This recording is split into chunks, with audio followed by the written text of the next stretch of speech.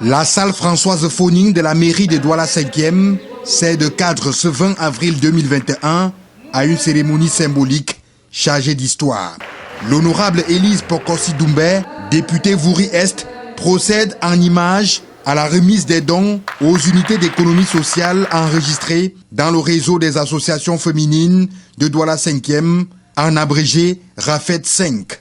C'est un outil mis en place par le MINPROF pour servir de relais. Donc nous sommes là pour permettre au gouvernement d'implémenter sa politique en ce qui concerne la promotion dans le cadre du développement de la femme. En effet, les dons remis aux 3 associations sélectionnées qui travaillent au quotidien dans la transformation du textile, la fabrication du savon et celles qui exercent dans les activités génératrices de revenus sont constitués des bassines, des casseroles, des teintures, des rouleaux de tissu, des tôles, des paires de gants, des masques protecteurs et un ensemble des produits pour la savonnerie. Des besoins exprimés par ces femmes au cours de leurs travaux en atelier. Telle est la concrétisation de l'un des défis majeurs de l'honorable Élise Pokossi Doumbé, elle qui souhaite participer à sa manière à la lutte contre la pauvreté au Cameroun. Vous voyez qu'il y a une réelle volonté politique de sortir les Camerounais de la pauvreté. Parce que vous avez écouté toutes les associations, vous avez écouté les organisations d'économie sociale.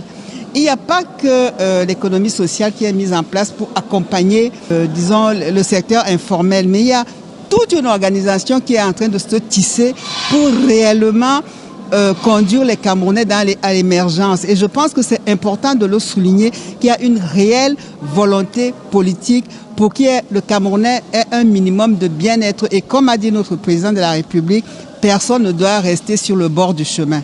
Il faut le dire, la structuration en unité d'économie sociale permet aux adhérents de créer une synergie d'action afin de saisir les opportunités offertes par l'État et les partenaires au développement. On l'a entendu au cours des allocutions. Le ministère des Petites et Moyennes Entreprises, de l'économie sociale et de l'artisanat a signé un partenariat avec une ONG pour le co-développement.